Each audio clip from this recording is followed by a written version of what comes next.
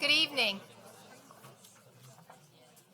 On behalf of the Department of Landscape Architecture, it's a pleasure to introduce the 31st Howland Memorial Lecturer, Garnette Cadogan, an essayist of art, culture, and public life who will present a lecture on the new sound in our streets. Since the 1984-85 academic year, we've sponsored over 30 Ben Howland Memorial Lectures, and this annual event reminds us of the legacy of our former professor, mentor, and colleague, Ben Howland, who taught here from 1975 to 1983, the year he died when he was just 60 years old. He taught at UVA after an exemplary career as a landscape architect in the National Park Service. So this event is always a joy for that, the commemoration of Ben's legacy, but also for the pleasure of spending time with his family. And I see a couple right here next to Nancy, Pam and Janie, and maybe Sue Ann's coming too. Yeah. So a bit about Ben and then Garnette. Howland's experience with the national parks spanned several decades and included work on iconic sites like Yellowstone, but also new typologies of public space, the national seashores at Point Reyes and Cape Cod, for instance, and urban national parks in Washington, D.C., and a range of project types from a parkway to the White House grounds to the Anacostia River Master Plan, a visionary project that was done not only by the National Park Service, but Lawrence Halpern's firm, and which is only now, some 30 years later, gaining support and implementation. In all these varied contexts, Howland was an advocate for field work. I mean, literally, you can see this is how we spent time in class with that truck and with Ben and his pipe. So learning through immersion in a landscape, and for also approaching each design decision as an ethical as well as a technical issue. These values echo in really different ways in Cadogan's writings on walking in the city. Now, it might seem curious to have an essayist and cultural critic giving the Howland lecture, but as you can read on the screen, having a non-designer give the Howland lecture is far from unusual. About half our talks that have celebrated Ben's commitment to the public landscape have been given by public servants, scientists, historians, politicians, and literary critics, as well as designers and planners. The breadth of their discipline and their varied positions tracks our own faculty's evolving interests, but more important, the lecturer's words linger in Campbell Hall, infusing unexpected debates and discussions in the studios and the classrooms for years to come. These provocations have had lasting impacts on our students' speculations for future practice in an array of landscapes and for their new conceptions of practice between the public and the private. Cadogan is a cultural critic who's written extensively on Afro-Caribbean and African-American art, music, and literature, publishing in Literary Hub, the Virginia Quarterly Review, Vice, Aperture, the Caribbean Review of Books, and Bomb magazine. His most recent essays, Due North and Walking While Black, and his chapters and maps in Rebecca Solnit's two new atlases, Nonstop Metropolis, a New York City atlas, and Unfathomable City, a New Orleans atlas, signal a shift in focus from the visual and the verbal, the musical, to the spatial arts. In doing so, Cadogan has attracted the attention of many planners and designers who are engaged with the political and social aspects of space. His meditations on New York and New Orleans, the two cities where he's lived, besides Charlottesville, which is kind of funny, since moving to the U.S. from Jamaica in the mid-1990s, are powerful reflections on the subjectivity of walking in public space, and they remind us that walking is not only an everyday urban experience, but a site where attitudes about gender, race, and difference, pluralism, and equality are not only spatialized, but they're naturalized and contested. Cadogan came to Charlottesville a couple of years ago as a visiting fellow at the Institute for Advanced Studies and Culture's Thriving City project. And over the last 2 years, he's spent part of each year in Charlottesville, becoming a friend to many in the school, participating in the Design Futures Public Interest Design Group's annual meeting organized by Barbara Brown Wilson, offering walking workshops in the planning department, and reminding many of us over dinner and drinks that Charlottesville's discussions about race and public space need to include the everyday experience of city streets, as well as the future of where Civil War general statues end up. Over this academic year, he's lectured or given workshops in dozens of universities and civic institutions. He joins writers in this context as diverse as Thoreau and Solnit, suggesting that walking is personal and political, a way of knowing through being in the world. I'm reminded of Francesco Carreri's 2002 book, Walkscapes, Walking as an Aesthetic Practice, where he describes walking, not building, as the first act of architecture. So what does that mean for us as planners and designers to walk today among the new sound in our streets? Please join me with a warm welcome for Garnette Cadogan, who's agreed to share his insights into this timely topic with us today.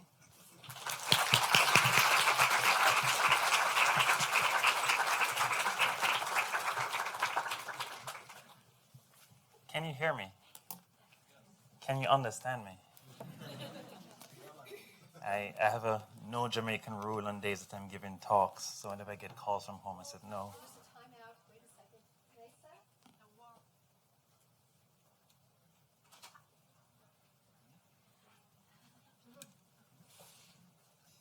I guess I can't be understood.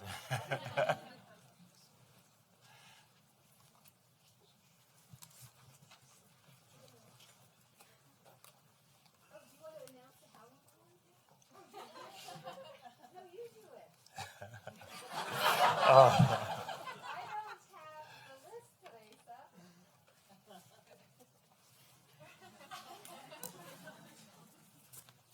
Someone won the raffle.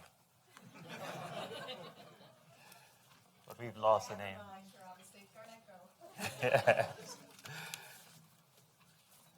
So yes, as I was saying, I avoided talking to Jamaicans today.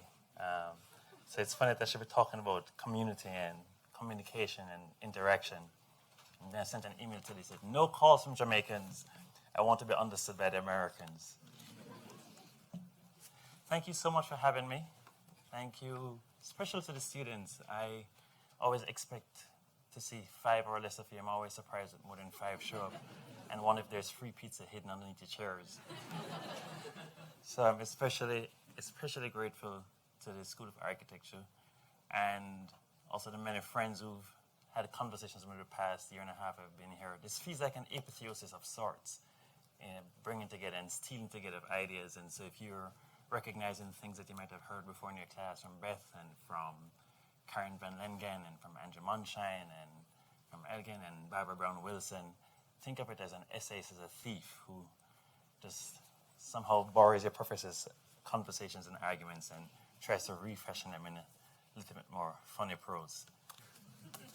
Thank you too to the Howland family and also to the example of Howland, who thought that public space and the relationship between public space and landscape was something not only worth thinking about, but worth exploring and worth celebrating.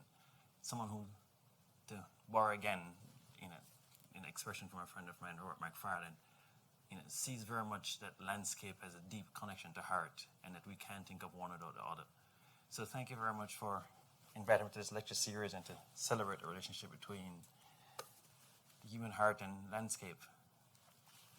I've always been a city boy, and I've lived in cities, as you've heard, all my life, and so most of the conversation will be hovering around cities, but I do hope that those of you here from the rural and the suburbs will also find resonances and, as the old psalmist would say, hear a deep calling to deep.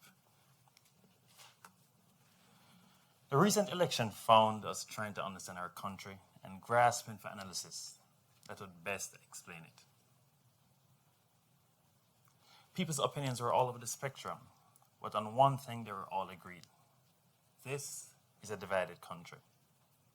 And though there were a barrage of explanations for what happened, that is, the win of a businessman turned reality TV personality turned presidential candidate, the reasons for people's support of the president-elect seemed largely inscrutable to a lot of political analysts. After all, the data had told them that there was no way that Donald Trump could win the election. So what happened then? Did the data fail them? Well, at a certain level, it didn't. Hillary Clinton did win the popular vote, so their impulses weren't entirely misplaced. But at a fundamental level, the basic level, I dare say, data did fail them. To be precise, their trust in data at the expense of story. You know, that old-fashioned thing, story. Their trust in data at the expense of story failed them. The election revealed a series of divides between urban and rural, conservative and liberal, black and white, boomer and millennial, and so on. I wasn't going to say Tupac and Biggie. Yes, there's some of you in the back waiting for that. And we've been discussing much of them since the election. But one divide that ought to detain us, and that we haven't paid anywhere near close enough attention to, has been the one crucial to our understanding of the facts before us, that have left us bewildered, and that too often throws a veil over our understanding. That is the data-story divide. Data told us that Hillary Clinton should have won, but the aggregate of stories that we were hearing from all over the nation should have told us that Donald Trump held strong purchase on the imagination and the affections of many. The failure then of many to comprehend how candidate Trump could have become President-elect Trump was in part a failure of story, a failure to understand the power and importance and purchase of story. So get the meta, you might know the urbanist who wrote a marvelous book, Maximum City, something I said to you reading this if you haven't read it. In an op-ed in the New York Times, short after the election, pressed the point this way. Mr. Trump's victory was a triumph of stories over numbers. Hillary Clinton had the research, the voter data. Mr. Trump went with his gut, told stories, ripping yarns. The audience laughed, cried, and voted. I teach journalism at New York University, and none of the esteemed journalists I know predicted a Trump victory. Mr. Trump entertained and outraged. We sought comfort in data. 538 and the upshot reassured us hourly with numbers predicting a Clinton victory. But people are too sophisticated, too nuanced, too complex to be captured in numbers. We respond with our head to numbers. We respond with our heart to stories. God speaks to us in stories. The scriptures of every faith are collections of stories, not assemblages of data. Since I'll be emphasizing the value of stories, I'm going to draw on storytellers of all types to help me make my point today. And so a few stand-up comedians, who I guess generally don't make appearance in these neck of the woods, those perceptive analysts of human possibility, and of course, human folly, will make a guest appearance today. Few will make the point as memorably as them that our data need to be wed to our stories in order for us to understand the world around us. So consider this, for example, this scenario from election night.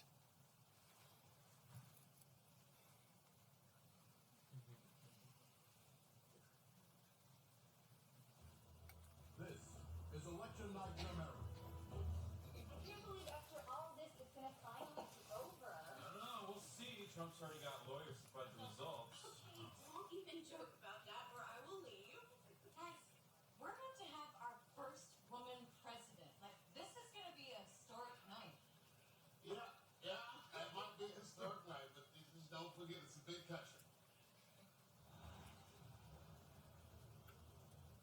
My friend at the Huffington Post says she wins by 5 points. Oh, I don't know. My friend at Slate says she'll win by 3. Oh, well, she'll definitely win the Electoral College, for sure. But I guess there's like a nightmare scenario where he wins the popular vote. Really? That's your nightmare scenario, huh? shifting demographics, there might never be another Republican president in this country.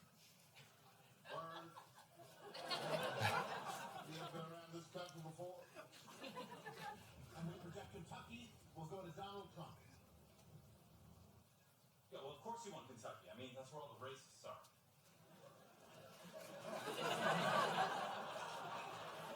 All over in Kentucky? Yeah, she got Vermont. Oh, snap! 300 or more, and that's progress. Okay, this says Florida is too close to call. Okay, no, it says too early to call. There's only 1% in. You know what? I'm going to go ahead and call it. Florida's going blue. To Latinos.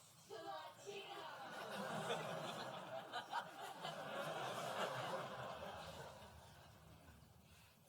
Well, of course he's going to win Ohio. We knew that. But if we can get Pennsylvania, Florida, and North Carolina, we don't even need Ohio. Yeah, and if the Indians had 4 more runs, they would win the World Series too, dude. I'm gonna grab a Xanax from the bedroom. Will you grab me 6? I'm just gonna bring the whole bottle. So we might laugh about all of this, but the comedians had their finger into something. The ways in which our focus was so locked in on the data that we weren't hearing the stories, that we weren't walking through this nation and hearing the aggregate of stories that were coming. And then when the data fails us, when it often does, we begin to dissemble. We get the Xantex. It's clear we need to bridge the divide between data and story to find a way not only to marry the two, but to have a way of mediating these two ways of processing fact. And I know few things so capable of doing this than the simple act of walking, this mundane, commonplace act in which movement propelled not so much by our feet, but by our feet in concert with desire, the act of simply placing one foot in front of another. It becomes both a story and a way of collecting stories. Walking allows us to mediate between data and story because it interprets and unpacks and challenges and illuminates and refracts data through the experience of encounter with the world at close range and at acceptable pace. And walking allows us to give a story shape. We not only experience stories, but our stories change through the act of walking, making movement and activity. That's both an empirical act that accrues data and casts it in a larger or sometimes smaller stories, but also an emotional one which gives us a sense of attachment, a sense of place, a sense of belonging, a sense of home, or sometimes refracts back to us and reminds us how much these things are beyond reach or too held at bay. In the act of walking, we often become a part of or bump against stories that in their own way both evaluate the categories of data and expose the limitations of stories of interpretation that we hold. It allows us then to create a harmony between data and story by emitting a frequency that allows us to hear, to invoke the words of Seamus Heaney, a music that you would never have known to listen for. But what is it about walking, really? Of all the things, why walking? What is it about walking? Because it's so powerful as a mediating act. For one thing, it's a symbolic thing. If in the midst of me talking here, Kanye West comes and says, I'm going to let you finish, and disturbs, quite a few of you will get upset and kick him out. Or even somebody less rambunctious, your favorite architect walks in, your favorite designer, your favorite architectural historian. It would still seem inappropriate. But let the child of your biggest enemy start taking its first steps on the stage. All bets are off. Nobody wants to hear what Garnette has to say. There's something about that act, the symbolic weight of that act. For one thing, the way it declares from the outset is a way of managing vulnerability. Because every step, walking itself is interrupted falling. Gravity is really making the biggest command of all. And our biomechanics are saying, no, not yet. The way a child walking shows freedom, shows independence. And of course, as anthropologists have long been arguing and showing us, there's something about the upright posture.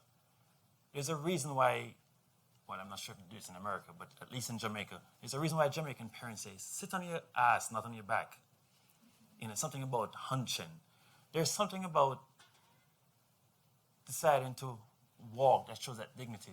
Why in the 1950s, the mid-50s, you're told to sit at the back of the bus and crouch, to have that look of being dejected, that indignity. And how do you argue against that indignity?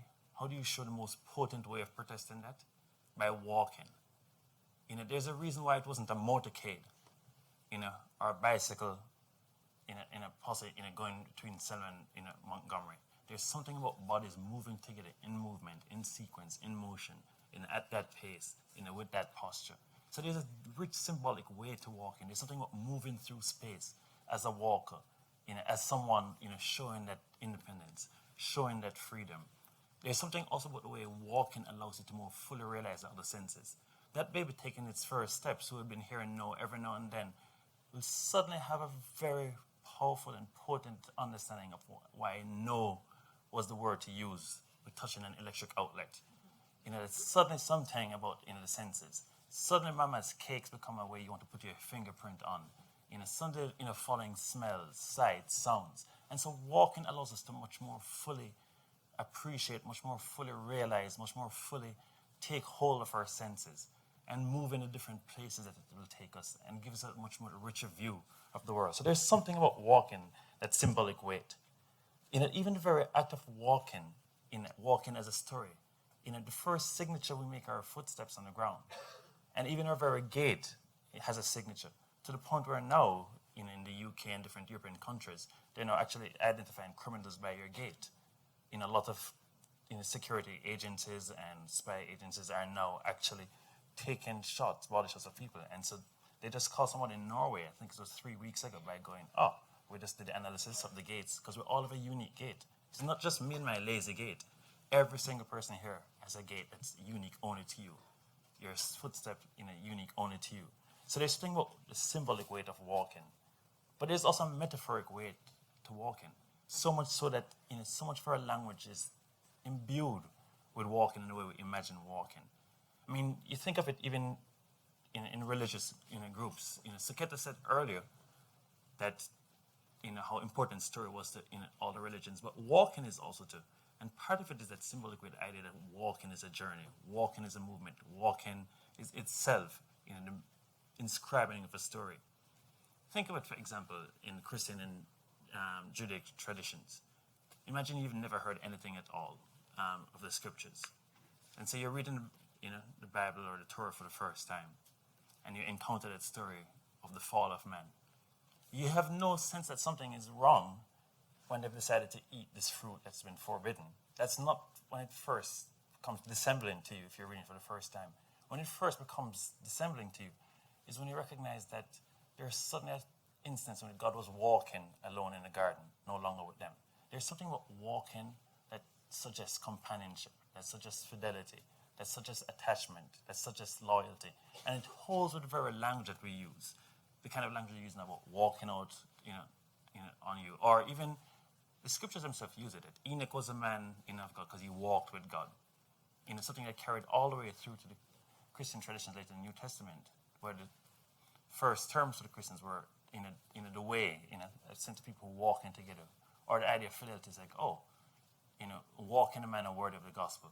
And so, you see it in Islam, the high point with the Hajj, where this idea of journey of walking together. You see it in Buddhist tradition with walking and purification.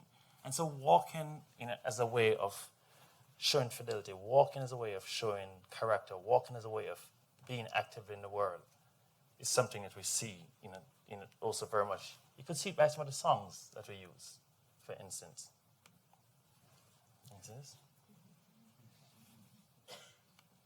With the dignity and the defiance.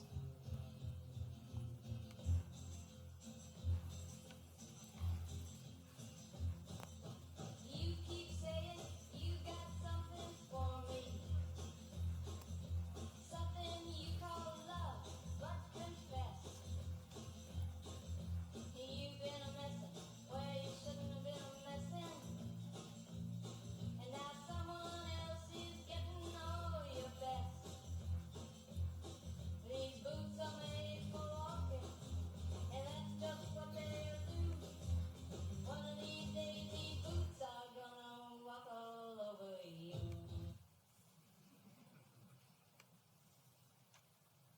Johnny Cash. Again, the idea of walking and fidelity, walking in agreement, walking in companionship.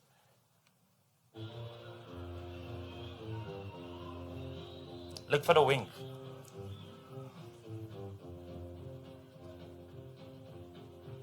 I keep a close watch on your heart of mine. I keep my eyes wide open all the time. I keep the ends out for the tide to find.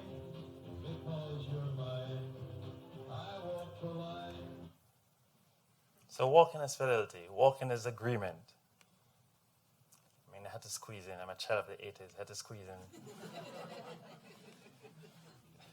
that great ode to walking and commitment.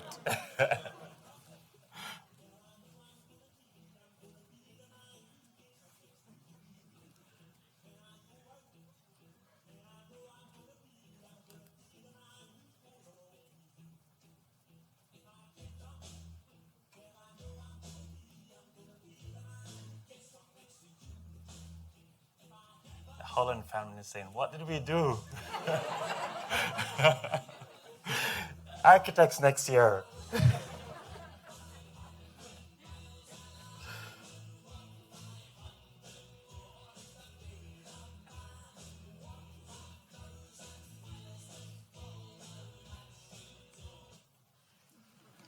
But there's a reason, why all these things, all these metaphors have such hold on us.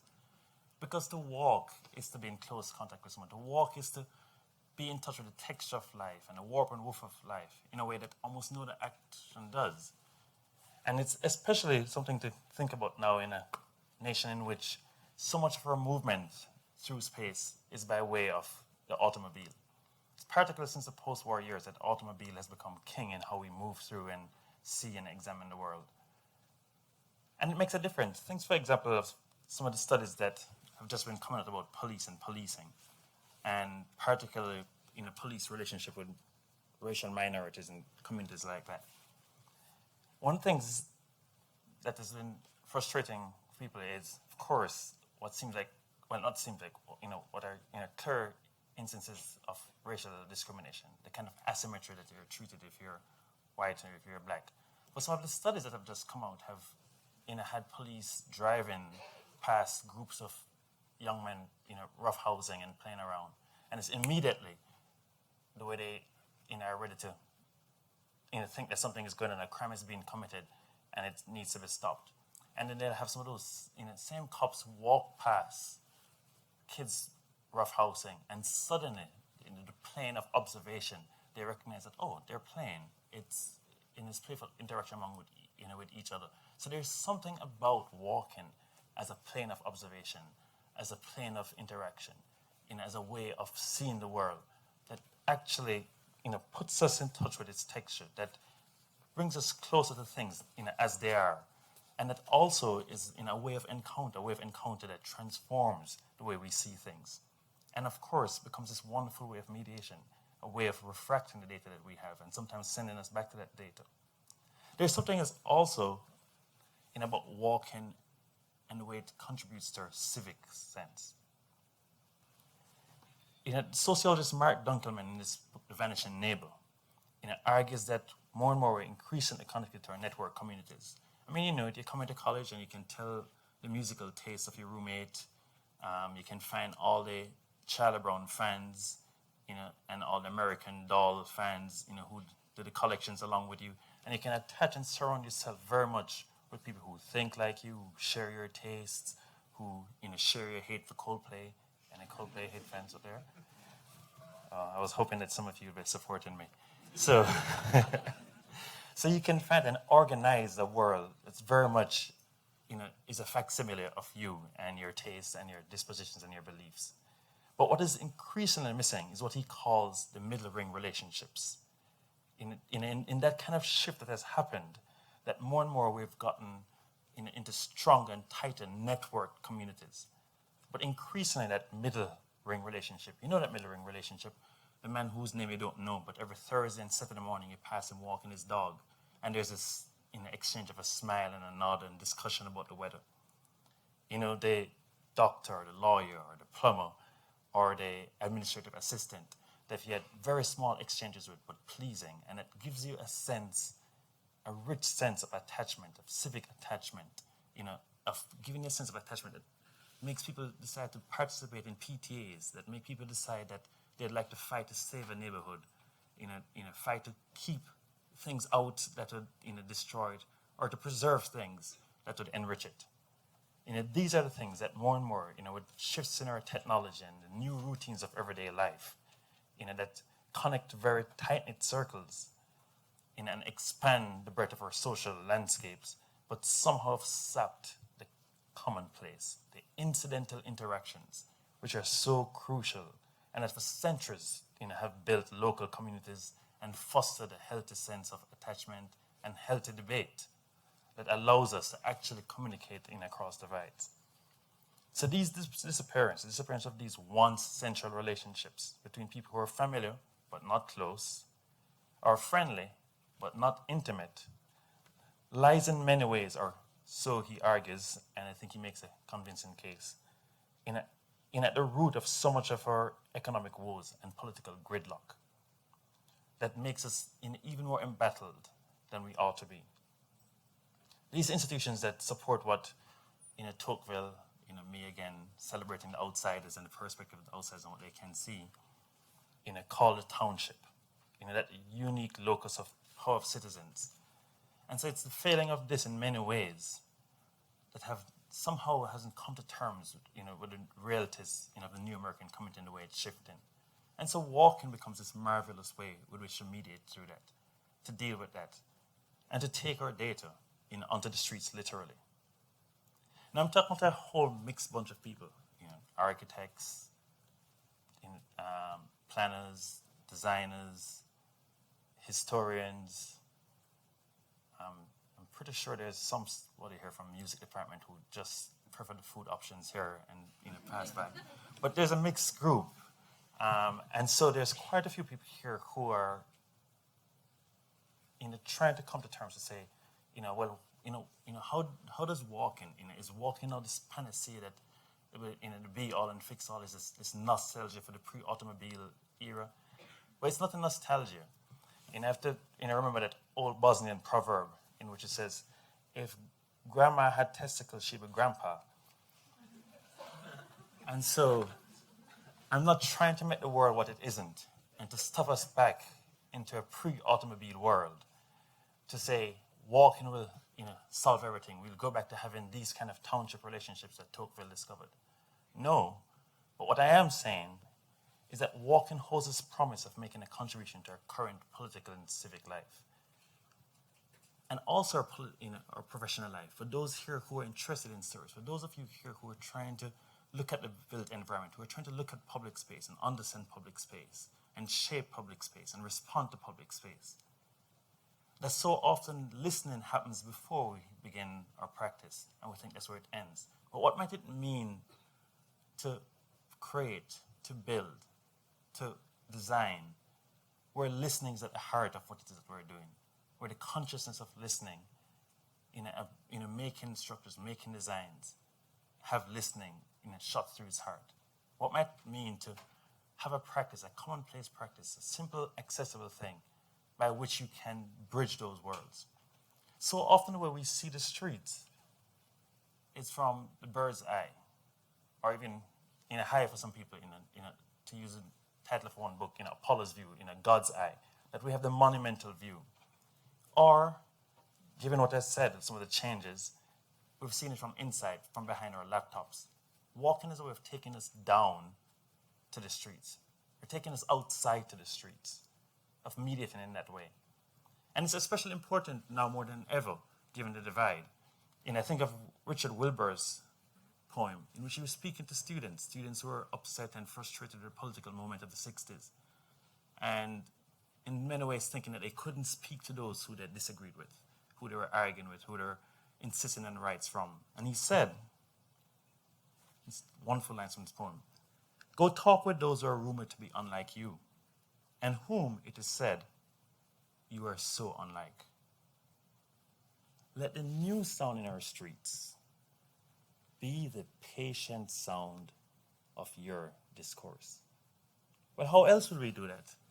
But by way of interacting with people, but by way of walking, but by way of seeing what it's like to see the world, not merely from a bird's eye view or the viewpoint of God, not from the monumental view or the retreated view from behind our screens, but to see it close to the ground, to see what Jane Jacobs, who many of you will have her book stuffed under your arms and holding to her as a patron saint, understandably and rightly so.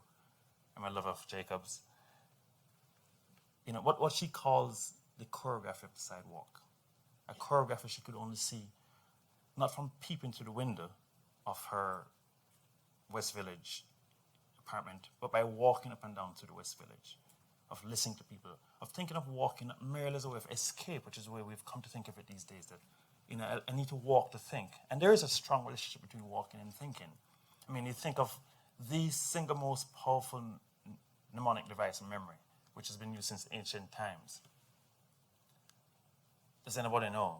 The memory palace. But how do you remember? The memory palace, you formed it by way of walking. That is actually a memory exercise in which you're walking through different rooms and collecting different things. You speak to the champion, the U.S. memory champion from the past 4 or 5 years, or Jonathan Forrest's book, yes, where the thing that stuck out in that book, where is over and over again, all these memory exercises were done through ways of enacting walking, of imagining walking. And why? Because there's something memorial about the act of walking.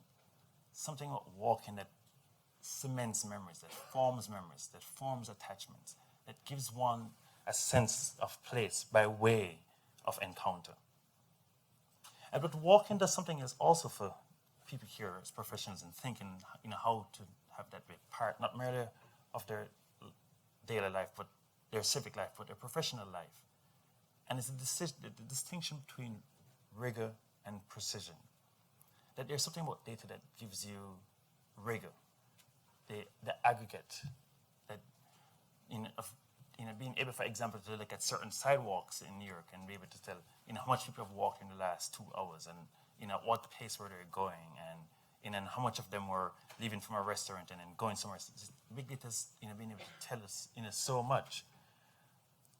But walking gives it a precision, to be able to see the kind of gestures, to overhear the kind of laughter, to hear the kind of conversations that people have. So think, for example, of something like Harlem, a neighborhood that so often you hear, oh, we know Harlem, it's a black neighborhood in New York. It's historical black, and we think of the Harlem Renaissance and James Baldwin and Countee Cullen and Langston Hughes and just in all these significant art, artistic and political and religious figures. But then you begin walking through Harlem and you recognize how irreducibly complex the place is. How to say Harlem is a black neighborhood doesn't do anything close to the justice of what Harlem is. How the term that I keep throwing around civic life, and the building of civic life. It's involving all manner of things having to do with the ideas of people's religious realities and economic realities, and your sense of play and pleasure, and how transportation works there. How does interaction works? What kind of units of support are there? And it's by walking around these stats, recognizing how deeply pluralistic Harlem is. I think of Chris Jackson, who edits Ta-Nehisi Coates, and the young man who wrote Fresh Off the Boat, Eddie, I've forgotten Eddie's last name. Eddie Wong, and Brian Stevenson, just so much of our significant figures. But he's become known for having this wonderfully diverse list. And I asked him, what gave you your sense of your awareness of diversity, the pluralistic nature that you have? And he said, it was growing up in Harlem.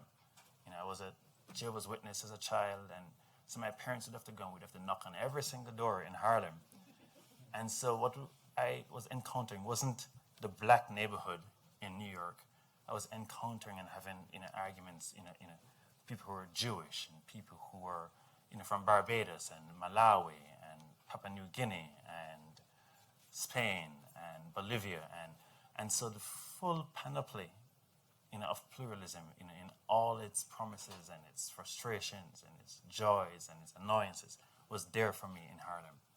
And so to describe it as a black neighborhood, or to describe a civic virtue as, we need to have, more things that, appeal to the African-American identity, didn't come anywhere near capturing what that neighborhood is, could be, and was, dealing with and confronting. So to think of it as a memorial activity, and to think of it as a way of forming attachment, a way of having a more complicated view of place. But one of the things I'm doing is also not coming to terms with some of the complicated ways that walking works, ways in which it's not always something cheerful, not always and often, depending on who you are, it can be quite a frustrating or even perilous activity. If we think of public space, imagine public space as a place in which you'd like to have your freedoms, a place in which you have these commons, these not only shared norms, but shared rights and privileges.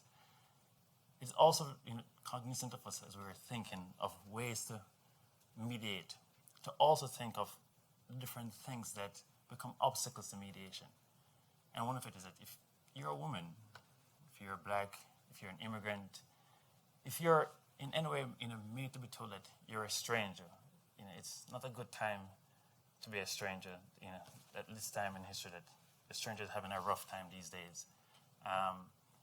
But you don't necessarily have to be an immigrant to understand what it feels like being a stranger. That one of the things that walking does is the way it actually allows you to build empathy and to see what it feels like to be asked to be left on the outside if you're others. And so think for example of what it means like to walk the streets as a black person. I've been trying to tell brothers that every group of brothers should have at least one life down here. I'm serious, for safety. Because when shit goes down, somebody's going to need to talk to the police.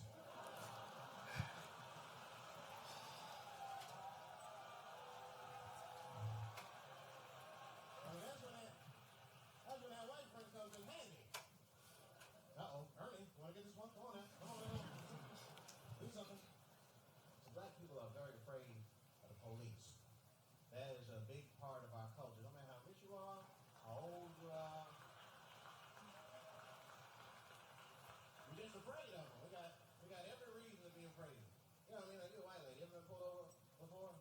Nobody say, let me see your driver's license and your registration, right? See, I'm just guessing. That's not what they say to us. And there are many other stories like that. Women, for instance, have the instance of walking and dealing with being hyper-visible. That sometimes it feels like the entire urban space is a huge construction site. That forever, women are continually treated as prey, something to be objectified.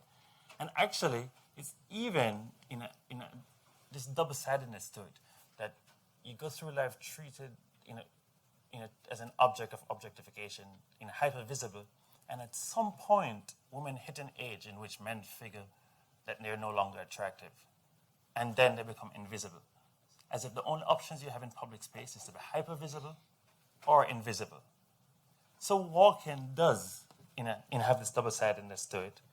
It does have ways in which it shows up the shortcomings of public space, the shortcomings of community, and the things that need to be worked on and addressed. And so walkability has become the catchword now these days, that for all these very reasons, for all the wonderful things that walking gives to us, the ways in which it creates accessibility to each other, creates accessibility to things. But walkability has also become a catchword because the way it has become accessible to commerce. The way it has become, in so many ways, a kind of response to the question of what's the word I'm trying to say? A sanitized urbanism.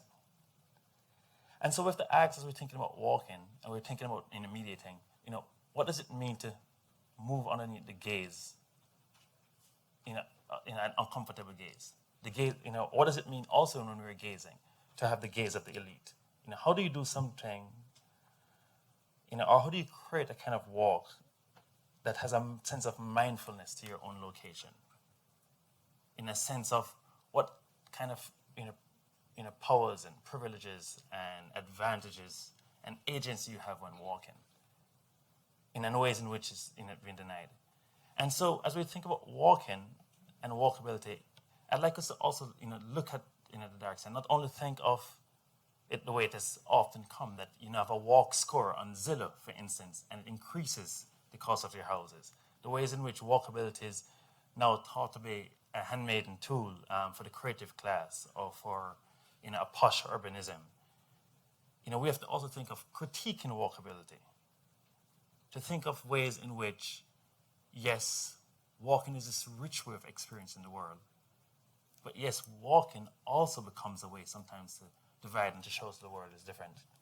I didn't want to show this clip because of how strong or blue the language was, but do you remember Pulp Fiction? For those who have seen Pulp Fiction, in which there are two gangsters and one says, so I'm just going to give up this gangster stuff, the Samuel Jackson character. He said, I'm going to give up and I'm going to walk like Kane from Kung Fu. And John Travolta character looks and goes, walk? You know who walks? A bum. A bleep bum. And so the idea that to walk, for many people, to walk is to be considered a social failure. And there's this asymmetry to walk in it. In some contexts, to walk is to declare yourself a failure, to declare yourself as having not made it in life. But in places like, let's say, New York City or San Francisco, where to be close to work in a quite an advantage. To walk is to declare yourself a success, to declare yourself part of the elite, part of the upwardly mobile class. And so as we're thinking of walking through, we have to be aware of all these things fraught around it. Because if we don't see the things that encase and surround walking, then suddenly it becomes just this way of staying aloof and making pronouncements on the world we've seen. The idea of the flaneur, walking and staying aloof and seeing how things are.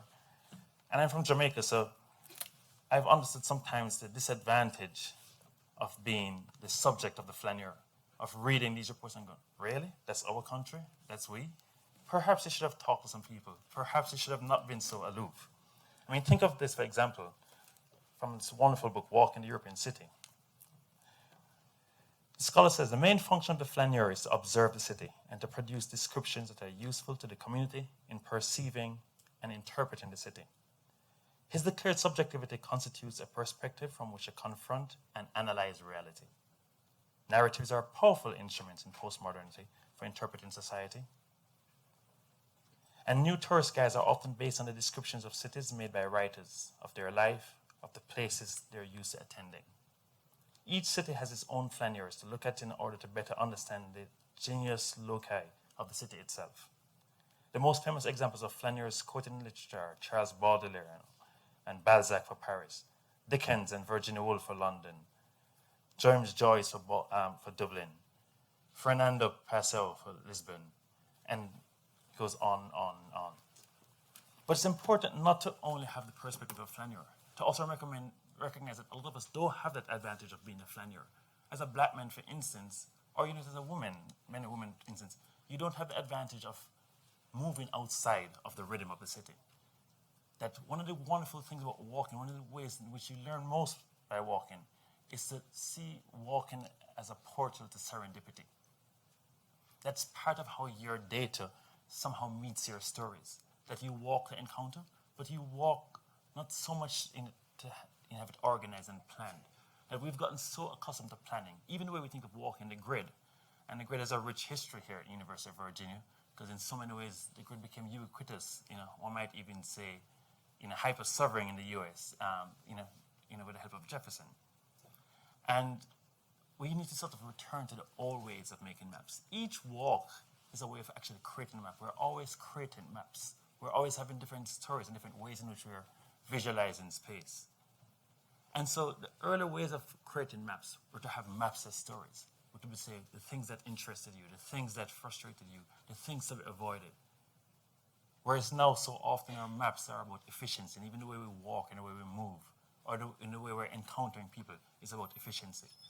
So I'm hoping not to encourage a kind of efficient mediation, but the kind of mediation, the kind of ways of balancing fact as data and fact of story as a way of encountering serendipity, the surprising sound, sometimes the unwelcome sound. Because as I said, walking itself is interrupted falling. That the very act of walking has vulnerability built into it. In our very step, each step itself is vulnerability. We walk out of necessity, we walk out of choice. But in between both, there are different levels of vulnerability we're always grappling with and dealing with and encountering. And so to walk is to be more and more in touch with vulnerability. So give yourself that over more to that vulnerability. I'm not asking you to go do crazy, dangerous things, but to give yourself over the vulnerability of being known, of knowing others.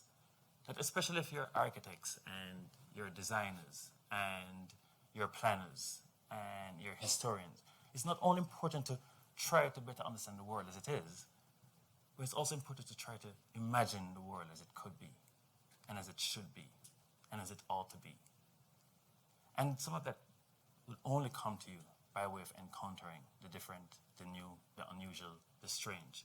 Those are the very reasons why Jane Jacobs was celebrating Eyes on the Street. Yes, eyes on the street because of safety, but eyes on the street because who knows, maybe yet you'll pass the family and encounter the strange. Or you'll meet the family once again and recognize how strange it has been and you never knew it in the first place. I think, especially again of Jacobs' remark about how important it is that cities have the capability of providing something for everybody only because and only when they are created by everybody. If that's the case, then it means that we have an imperative to be on those streets, to actually understand what everybody means, not our huge, tight networks.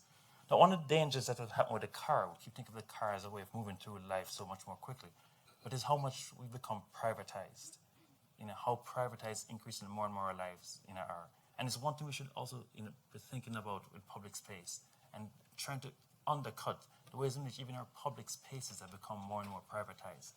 So I'm not asking to go and to have a series of capsule privatized spaces coexisting along with each other, but to give yourself over, to be vulnerable, to perhaps take the chance of not only learning, but teaching others, of being the stranger. One of the frustrations about being a black person, walking, is the ways in which you can often feel infantilized, of being treated like a child. But there's also something wonderful about walking and childlikeness, about actually being that child, forever discovering.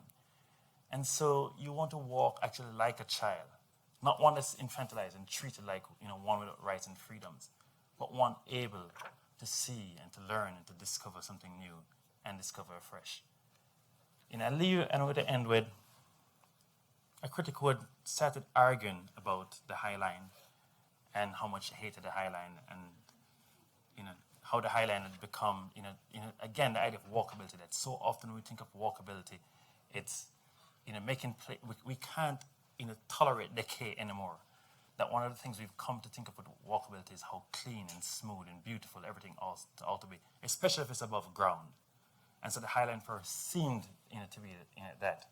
So she decided to talk about it. How many articles have you read about the High Line in the decades since Joshua David and Robert Hammond began their unlikely quest to rescue an elevated freight line running down the west side of Manhattan?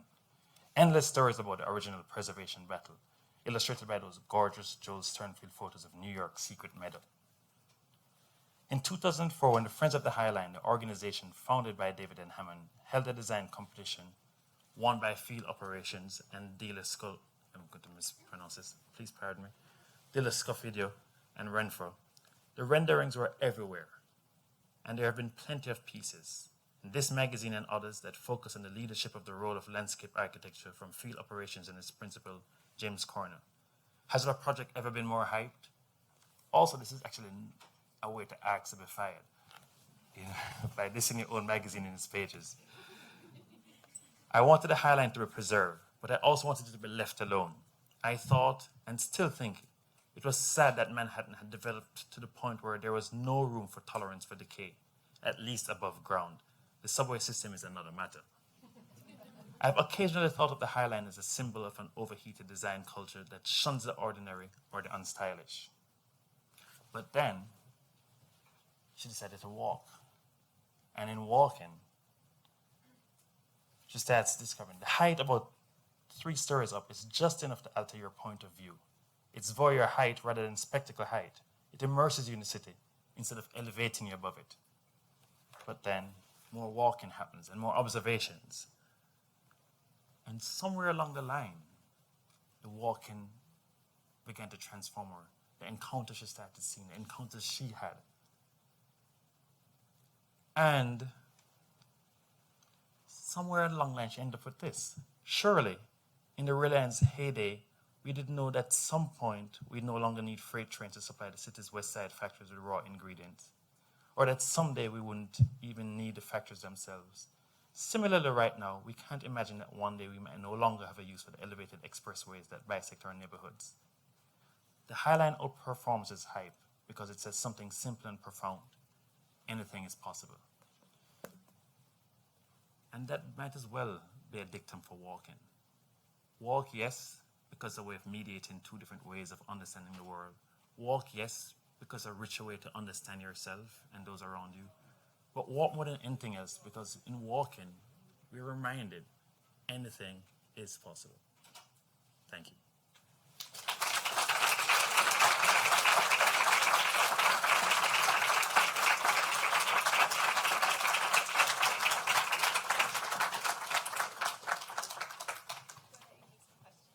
Oh, yes. Questions, criticisms. You can throw bottles, but only plastic ones. Somebody's got a mic,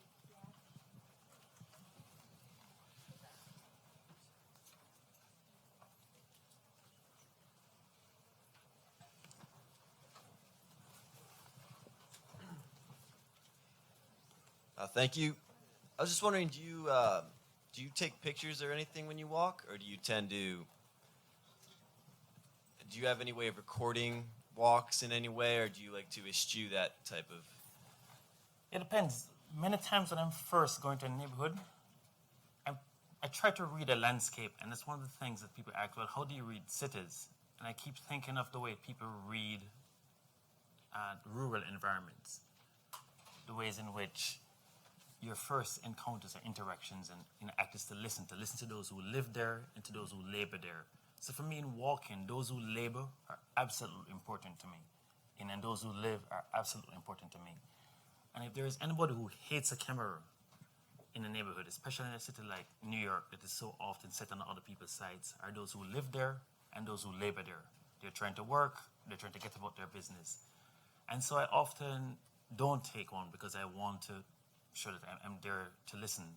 And also I don't want to have something in mind that, you're going to be part of a project. I want to ask, well, how do you move and live and have your being here? What are the stories here in this neighborhood? Because there's this danger of the one story. Berlin is cool. New York is ambitious. San Francisco's are lefty whiners. And so there's always this one story to a place. And so I often am having that story, which I think of as a map, and so I need to have this map reoriented to shift it. And so I'd like to remove all the obstacles that I'd like to learn how to read this landscape. And so I'm trying to give myself over to the hands of those who know the landscape and will guide me along and teach me how to read it. And so holding up a camera and suddenly saying, you're now an object, you're now something that I'm recording, that you're now something to collect rather than the stories that I want to collect. I don't. After having gotten to know the neighborhood well enough many times, I will then come and start taking a camera and say, can I take a shot? Can I take a photograph? It's also remarkable to actually walk through cities with photographers. Most photographers are wonderful anthropologists of the street. The ways in which they observe the rhythm of the city, the ways in which they try to capture the city, and the ways in which they're actually continually pushing against cliche. So they forever are having data that they're trying to work against or to try to find something new. The search for the new, the search for the different. And many times that search for the new is actually not even to try to find something new so much as to find what's actually hidden there in plain sight, but smothered by our 2 or 3 big stories. Or as Chimamanda Adichie said, beware of the one story. And so I often sometimes follow behind photographers and see the way they ask permission, the way they ask to be invited in someone's life, the way they ask to be an observer, ask to be a listener, ask to be a perpetual student. And so one thing that always is always be a stranger, but the stranger who always has a pose of wanting to learn, wanting to hear, wanting to discover, not the stranger who is trying to make a nuisance of himself. So it's a prolix answer to a sharp question, but the short answer really is anything that gets in the way of the story, I remove it. So sometimes a camera may do that, sometimes a camera may not. I mean, you've seen this YouTube clip that's going wild all of this week, perhaps in a viral, where this little girl is crying and making a tantrum, and her mother says, "Hey!" And she looks and she goes, and so there are some neighborhoods that are like that, that it's a camera that suddenly breaks people's walls down. So sometimes a camera erects a wall, sometimes the camera becomes the way of removing that wall. Yes.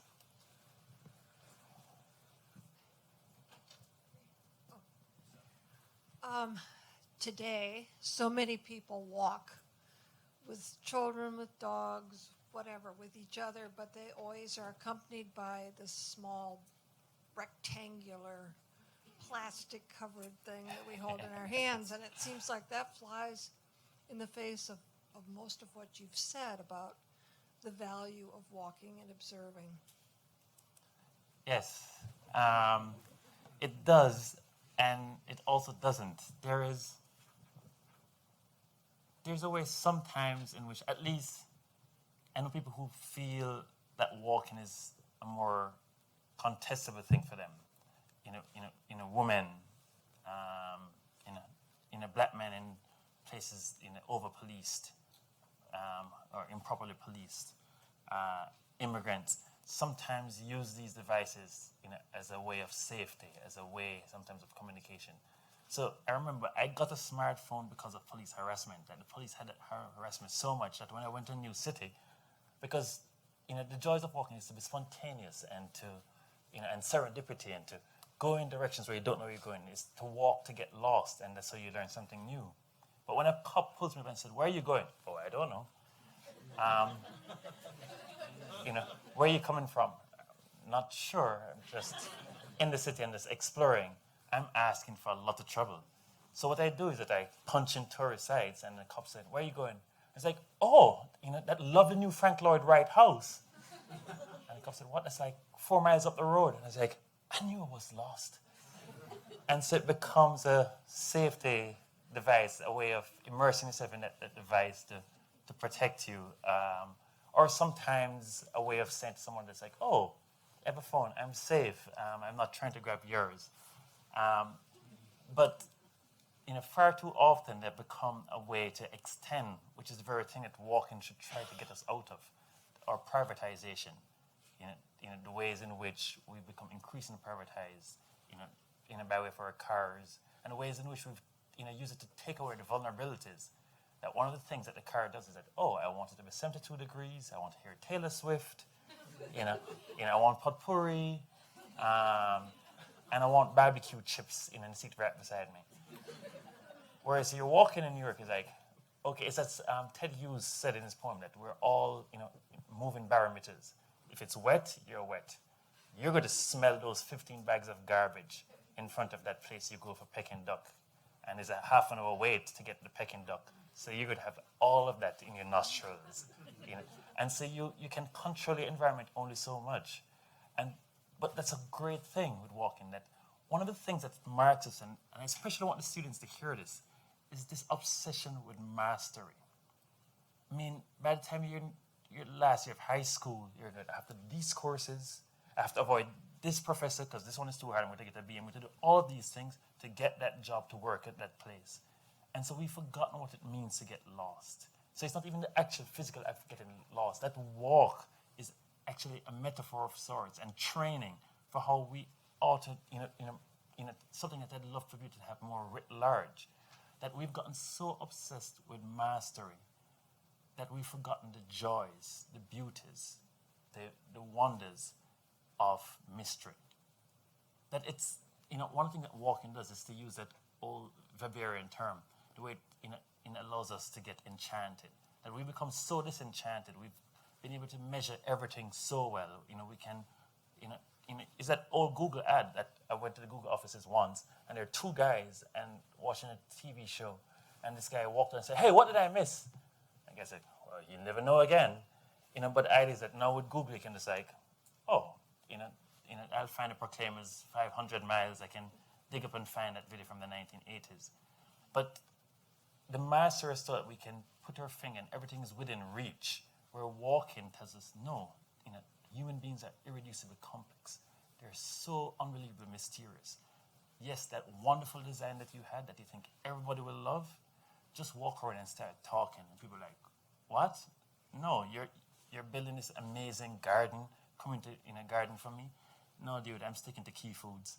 And so, even though people don't make sense, they should make sense. And walking reminds you how mysterious they are. How much mastery is this illusion, this thing we should, let go or not grasp. And so holding that for me is not even the fact you're not paying attention that frustrates me, with that. It's the way what it symbolizes even more is our obsession with mastery, that we have to have control, that you're in front of a restaurant, there are like loads of Chinese and Chinese Americans at this restaurant. There's like 2 American guys, and you're thinking, I wonder if this is a good Chinese restaurant. Let me look at Yelp. Oh, Yelp said that this is the best one. I'm like, it's a half an hour down the road for the best restaurant, Chinese restaurant. I'll be cool with number 15. It's packed with Chinese. I'm hungry. And so it's, that kind of mentality and mastery. And so for me, it's not the lack of observation as much as the obsession with being in control and not giving ourselves over to vulnerability, which is the greatest joy of walking, to be in touch with our vulnerabilities.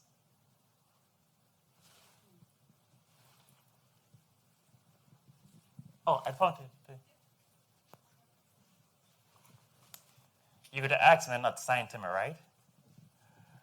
I wanted just to talk about the word walk, because in Europe, we adopt a lot of words from this country, like hiking, running, and I'm wondering if you could adapt, this culture could adapt the word passeggiata, the word passeggiare, which means walking, but with a special meaning that it's no objective, it just walk, because I think that if we start having a more defined words for each attitude while you are walking, I think that this would help to change or to increase the richness of this physical act of walking.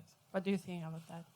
I think that's absolutely important. I think one of the weaknesses, as I was giving my talk, I heard a weakness in the midst of it. I'm like, oh, Garnette. And it was that I hope I haven't left the impression that walking is something else in your toolbox. It's yet another way to refine your data. It's another way to get more stories. If I've left that impression, it means I've seriously failed, and I'm going to send a letter of apology to the Howland family. I will still take the check, though. But walking, yes, that's an added benefit, but it's to get lost and to be reminded of what makes us human. It's to be reminded, of how complicated each of us are. It's a reminder that someone's political identity is not the sum total of who they are, and that yes, you can have deep differences and disagreements with them, but you could actually sit down and have a lovely conversation about bubble tea. And that's why the middle ring relationships are so important. That sometimes you think, I don't think I want to know this guy's political opinions, but I think I can have this wonderful interaction with him, and I think he and I together can run up a bunch of people to fight to save that dog park that they're able to turn and build these ugly condos on. And so, so when we walk in the kind of relationship that we have, to the landscape. I remember going and seeing a passage diagram once. I had a deadline and I was in Cremona, and I was just walking through, and there were just all these. I'd gone to Italy and said, I'm just going to jump on a train and just get off somewhere random, and so of course I'd been told that I was going to stay in Rome only and stay in Milan because I'd had some really bad experiences racism in Europe. But then I went and I did this thing where I dressed a whole uniform to say, I am safe. Because again, the complication of walking on your back is that you're not only trying to deal with fear and to control your own fear, you're also trying to anticipate other people's fear of you. And so you try to do things to say, I'm safe. I'm whistling Vivaldi. And so, I know that SpongeBob theme song. It means I'm a parent, But what happened was that I went and I dressed in a sartorial style that, signified very differently there. So I'm walking, a car pulls up, and all these guys jump out and go, and I said, I'm going to get beat up now. This is it for me. And they all ran and hugged me, and they're like, we love your movies. Take a picture with us. I said, like, which movie? So clearly I was a good enough movie star, but not good enough for them to remember. So I guess I was like a B actor, B movie actor. And so my whole appearance there with sport jacket and Oxford button-down shirt and chinos and chuckers, had me as a, something between a hips and an elite there. And so I started to say, I can just travel anywhere now because I'm a movie star in Italy. I'm just going to jump on trains and get off in random places. So I went to Cremona and began walking around, and sort of unbeknownst to me at that point, like it was the violin-making capital in Italy. And so you went from window to window to window, and hear men handcrafting the most beautiful, beautiful violins. And I just kept bumping into people. People were just walking and holding hand in hand, and not a cell phone to be had. And they were there. Everybody had cell phones and clips on the waist, which showed there are a lot of couples. If you're a guy, you clip your cell phone to your waist, you are married, or you're in a relationship, or you're saying, I want to remain single. So there were tons of people just walking hand in hand, and the cell phones were received, but no one was using it. And then I had to file a story, and I went in the screen and I began filing. And suddenly I looked up, and there were hundreds of Italians just staring at me. Somewhere between like a sad puppy dog look to this anger. And I said, what's happening? And they're like, you're on your computer. I said, no, I have to file. And they're like, go home and do it. Don't hear, the point is each other. You're telling us that you don't want to be here. And it's clear that, you're foreign. So suddenly I became the obnoxious American. But what actually made it work, other than getting lost, is that there was a kind of unevenness to it, and a decay that was left, and there wasn't an attempt to try to polish it too much. There was enough to say, enough here for safety, but enough to say, just come, just give yourself over to each other, to the joys of each other's company. And even people there were not talking to anyone, just wanted to be there left alone and just sort of watching the crowd go by. But it had this tradition where it just, over and over again, people kept coming and just saying, we're just here just to be, around each other. And there are different traditions like that happening more and more in the US. You see it in Chicago, where they just opened, the new, walkway. And it might seem too polished, but it's close enough to enough cul-de-sacs that they're not so glued or attracted, or obsessed with the grid, that people have, places of repose, places of, opting out if they'd like to opt out or be a part of it. There's a place here in Charlottesville, I've forgotten, it's close to the river, where there's part of it, the lake, where it seems, if you sit down for more than 2 minutes and you don't talk to somebody, you're rude. They've sort of had a bit of a grid where you have to face people and you would have to say hello, or you have to say, I'm a rude New Yorker. And then there are other part that has cul-de-sacs that to talk to anyone is to suggest that you're being rude. And so I think spaces that are like that gives you the option as here is New York. E.B. White speaks about one of the wonderful things with New York is the possibility of, at any point, there's all these great things going on and you can participate fully. But at any point, you can be like, oh, I'm opting out. And so for it to work in the US, and the places where I've seen it work are places in which the structures say, yes, you can opt in it, but you can also opt out. But people are the point.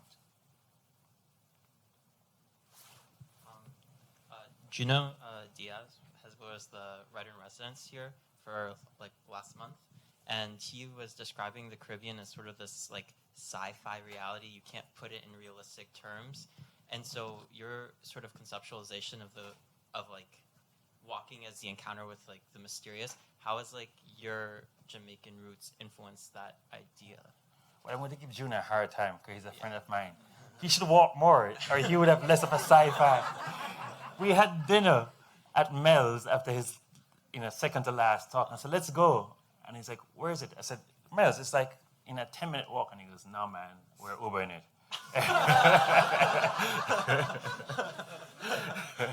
He refused to walk, from Newcomb, to Mel's. So that's why he's a sci-fi, because he's always moving like the Jetsons, through space. But, I'm again, in the Caribbean, so much of the Caribbean is a walking culture that so many people have to walk because of necessity. That so many immigrants here, and so it's also fascinating to see in immigrant communities here in the US how much walking is still a way of, ordering, social relations, and why in building, for example, or designing, or dealing with the history, or uncovering history, of different communities you're, creating things for.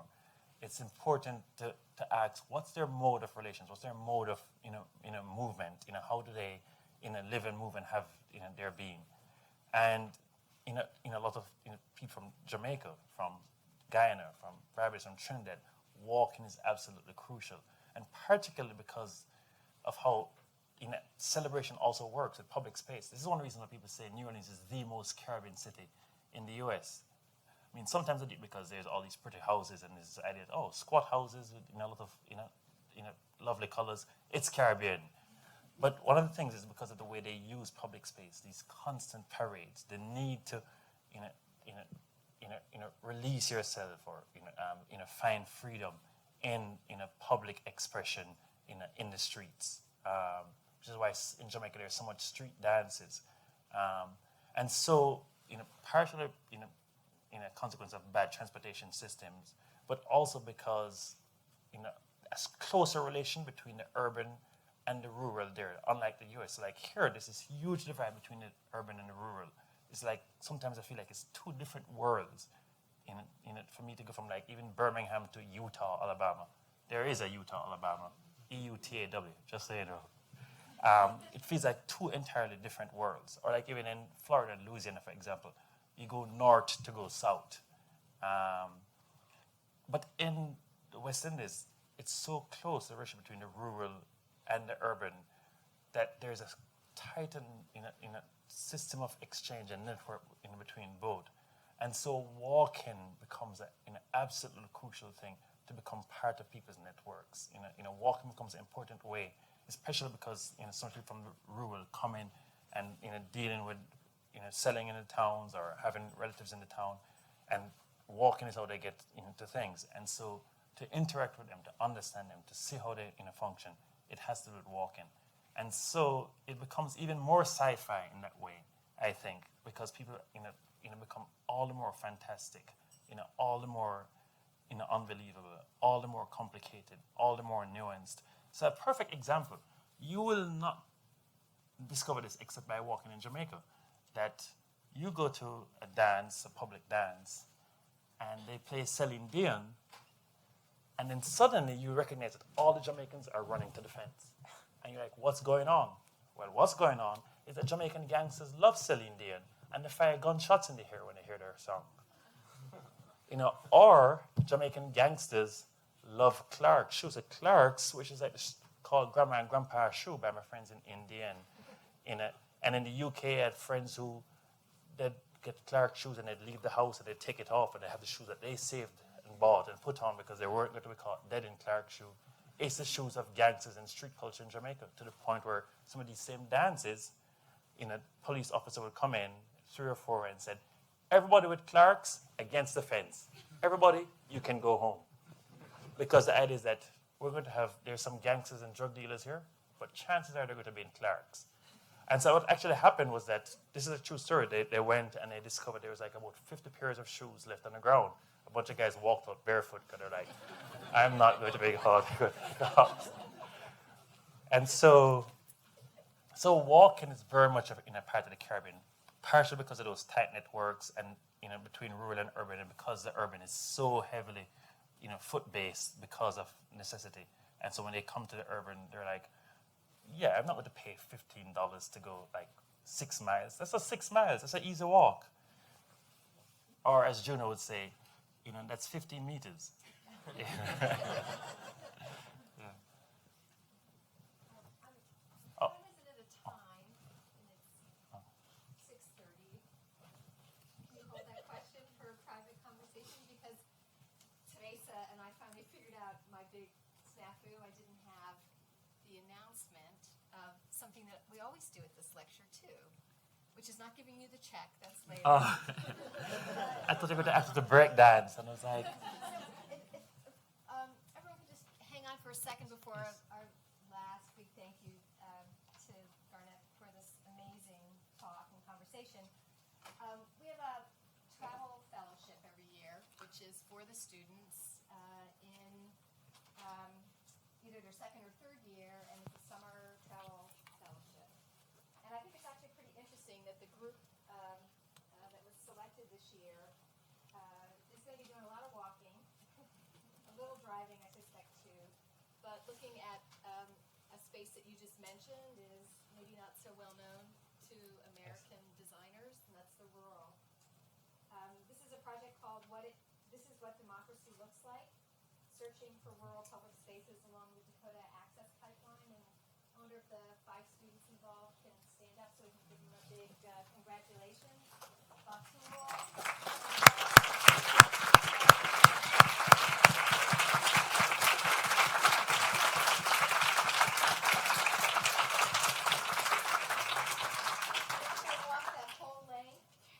But I hope they get some tips from you about ways to get out of the automobile on their trip.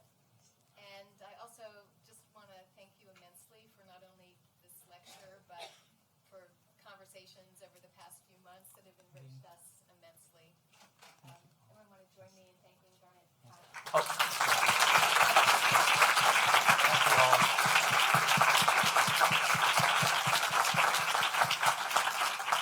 And for the other 200 of you students who didn't win that travel grant, remember this line from Jane Jacobs that I want to leave you with. And she said, by its nature, the metropolis provides what otherwise could only had by traveling, namely the strange. Thank you.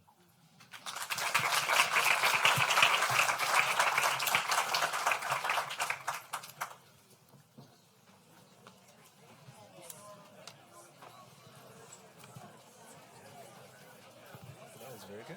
Oh, thank you so much. I'm here to break everything down. Fantastic. Yeah, it's really Thank you. Sorry about the mix-up about that travel prize. Oh, no. I was so glad. I didn't give it a chance to invoke that other fun. That was great. Thank you. Thank you so much. I just want to make 2 quick comments that weren't really questions. One is that, as far as I know, the cultures where people do the most walking, one